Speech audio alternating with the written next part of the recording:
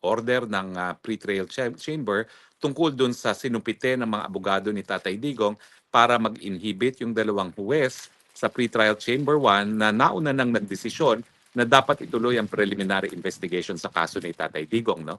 Maalala ninyo na bago nagkaroon ng order ang korte na ino-authorize yung preliminary investigation, kinakailangan na mag-apply muna yung prosecutor sa pretrial chamber. At matapos mag-apply ang prosecutor sa pretrial chamber to conduct a preliminary examination, inimbita ang Pilipinas na magsumite ng kanyang mga comments at ang Pilipinas nga ay tumutol pero ang pagbase ng tutol nila ay yung complementarity principle na bukas ang mga hukuman natin at halos wala namang sinabi tungkol dun sa jurisdiction. Yung jurisdiction na sinasabi natin ay ito po yung nagsimula ang preliminary investigation matapos ang 2 taon, matapos tayo mag-deposit ng instrument of withdrawal at sabi dun sa kaso ng Burundi, dapat kung magtutuloy ang preliminary investigation, ito'y dapat na mangyari sa loob ng 1 taon lamang matapos na mag-deposit ng instrument of withdrawal. Now, nung Mayo 1, ika-50 araw ng pagkakaaresto ni Tatay Digong, sa wakas nga po ay nagsumite ang mga abogado ni Tatay Digong ng challenge dun sa jurisdiction ng hukuman base dun sa sinasabi natin, no, na too late na yung preliminary investigation na hiningi nila dahil ito'y nasa 2nd taon na. At matapos sila magsampa nga ng jurisdictional challenge na parang motion to dismiss sa ating sistema ng batas, ay humingi rin sila ng inhibition dun sa issue ng jurisdiction dun sa 2 West na babae na sumapi dun sa naunang desisyon na patuluyin ang preliminary investigation. Kasi nga po, since sila ay nagdesisyon na hindi dapat itigil ang preliminary investigation na dahil meron pang jurisdiction ng hukuman, natural ang magiging desisyon ng 2 babaeng huwes na yan ay baka isustain na yung nauna nilang desisyon na walang jurisdiction ng korte. Binasura po ng korte yung motion ng mga abogado ni Tatay Digong na mag-inhibit yung 2 huwes. Pero ang dahilan naman po, kasi ang hiningi nila, yung presidente, before the president na dapat mag-inhibit yung 2 huwes.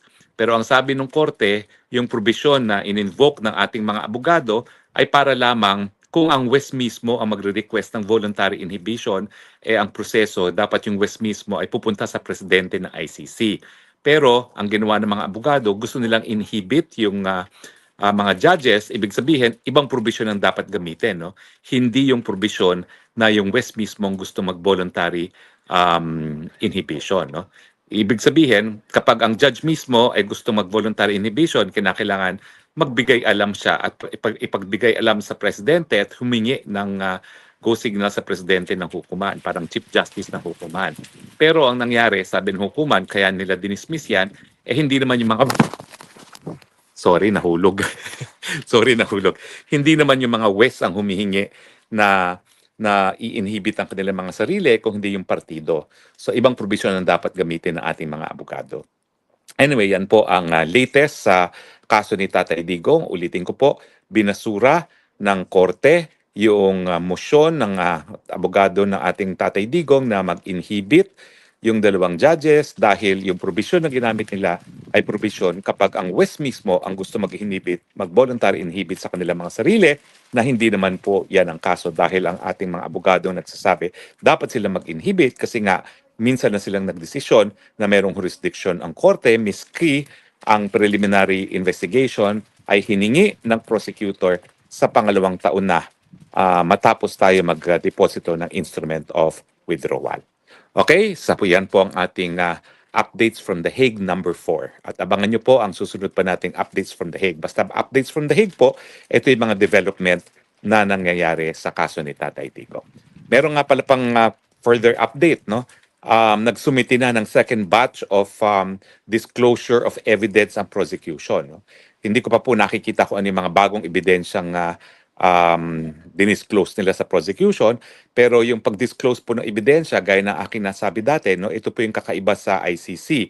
Sa ICC, hindi gaya sa Pilipinas na ang preliminary investigation ay kinokonduct bago maisampa ang kaso at lahat ng ebidensya ay dapat isumite sa piskal. At ngayon po, ayon sa rules natin sa Pilipinas, kapag hindi yan na-identify sa simula't simula pa lang, hindi na po pwedeng gamitin Dito po sa ICC, ibang proseso. Ang proseso ay prosecution lamang ang magpapakita ng ebidensya sa hukuman at kung merong reasonable basis na mag-issue ng warrant of arrest, doon sila mag-issue ng warrant of arrest. Now, yung finding na merong probable cause, dyan pa lang po ipapasok yan sa confirmation of charges na mangyayari po sa Setyembre. Pero bago dumating ang Setyembre, duty bound po ang prosecution na i-disclose ang kanilang mga ebidensya. Sa akin nga po, sinasabi ko na dati na parang dehado ang akusado dyan kasi meanwhile, nakakulong na siya, hindi pa niya alam kung ano yung mga ebidensya laban sa kanya. No? Tanggapin natin o hindi, ang pagkakakulong, miski hindi ka pa convicted at hindi ka naman binibigyan ng provisional liberty, ay isang pamamaraan din ng parusa. So, dehado yung akusado kasi napaparusahan na siya miski wala pa namang kahit anong ebidensya na na-disclose sa kanya. Pero yan po talaga nakasaad sa Rome Statute at yan po talaga ang sistema sa ibang bansa, hindi lang po sa Europa, kundi pati na rin sa Amerika, no? Kung saan isang grand jury naman o yung mga ordinaryong mamamayan ay tatawagin ng prosecutor at tatanungin kung mayroong probable cause at magugulat na lang akusado dahil matapos ang grand jury, magdidesisyon ng grand jury kung mayroong probable cause, no? Pero kulong ka muna bago malaman kung ano yung ebidensya laban sa'yo, no?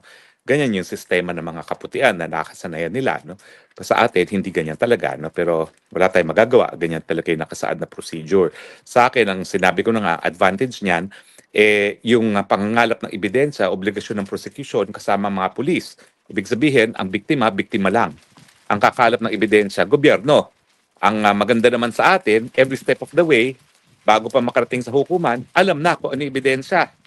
Ang disadvantage ng sistema natin, kung walang pambayad ng abogado, yung complainant, di kawawa siya, no? Dahil mabuti sana kung ang pulis ang magsasampa ng kaso, pero maraming beses, pati yung pulis, palpaka-investigasyon, hindi tumatayo, no? Kaya maraming kaso ang hindi nasusustena ng piskal man lang dahil mali yung ebidensya ginagamit ng mga pulis, no?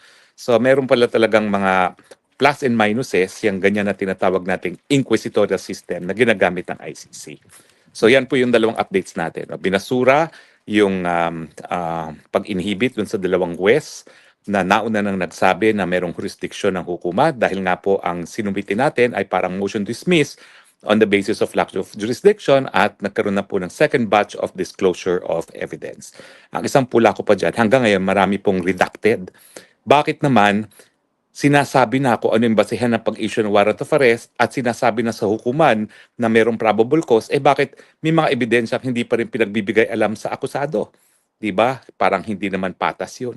Nakakulong ka na, tapos kinakailangan pang labanan na walang probable cause, and yet hindi pa lahat ng ebidensya ay publicly disclosed, no, sa akusado mismo.